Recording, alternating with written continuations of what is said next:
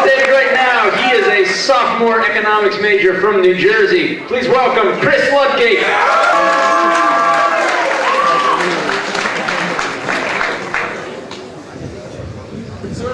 Sweet.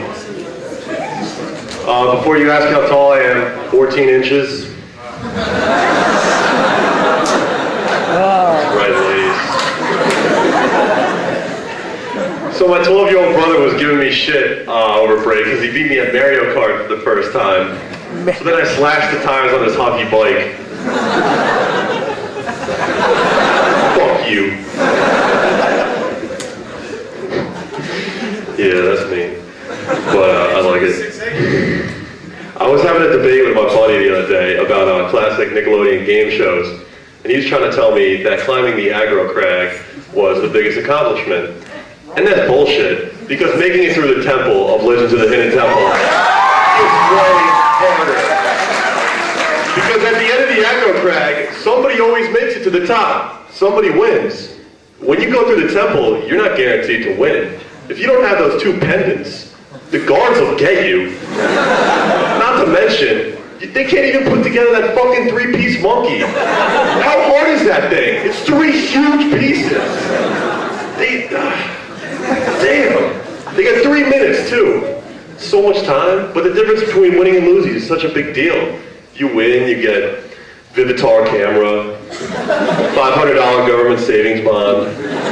You lose, you get a $25 gift certificate to Chuck E. Cheese. It's just ass. Being a little kid's real fun, and I really love playing Super Soakers with all my friends. But my dad was anti-buying me a Super Soaker, so I was that kid with a hose. But I was nasty with the hose, because I had unlimited power within a 20-foot radius of my garage.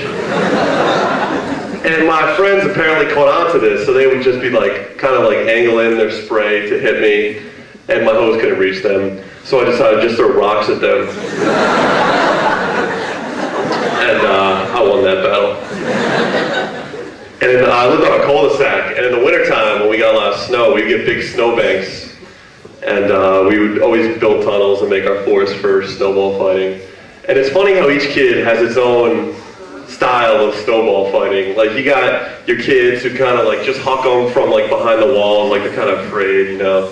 Then you got those kids who break off a big chunk and just run right at you like a kamikaze, throw it in your face. Then you always have that motherfucker who packs up an ice ball and just takes it a step too far. And when you get hit by an ice ball, that just takes everything to a whole new level. Fuck! Jimmy, get the nerve back! Eric thinks he's being funny again. Being older now, I can't play as many child games as I should be. But I have this one game I like to play here at Hopkins. It's called Tower of Terror. I live on the 10th floor in Charles Commons. And when I get in the elevator by myself, I'll make sure to cut a fart. And whatever floor it stops on, I make sure to get out as the other person walks in. And as I'm getting out, I make sure to turn around, and right before the doors close.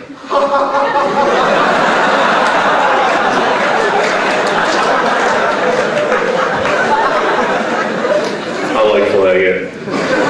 You see me in the elevator, I'd probably stink. But not really. I like eating candy. My favorite candy is Starburst because you get so many flavors, so many choices. But whenever you eat Starburst, there's always people mooching on your Starburst. But it's kind of like an unwritten rule that you just give them the yellow Starburst because nobody likes the yellow ones. And then there's always that one kid who's like, it's okay, I like the yellow Starburst. No, you don't! You hate the yellow Starburst. Does anybody here genuinely like the yellow Starburst? Yeah. Then you should re-examine your life. I mean, seriously. I watch a lot of sports. I love watching baseball. And I think one thing they can improve on in baseball is the third base signals. I think it'd be a little more intimidating if you had a third base coach just breaking it down. Oh, come get second base. Like, what if you're Joe Torre? What are you thinking? And the third base coach is just like, bring it home.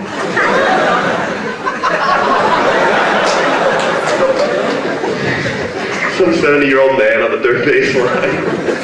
Yeah. That's weird.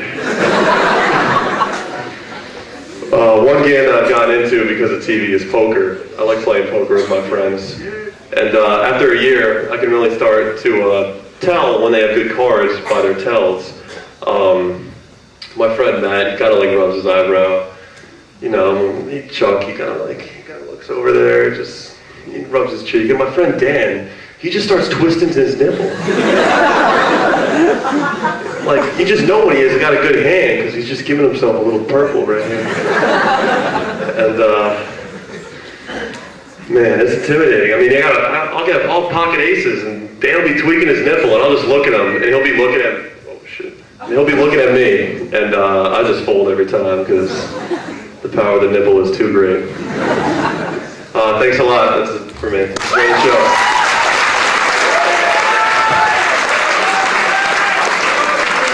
Chris Ludgate. The power of the nipple.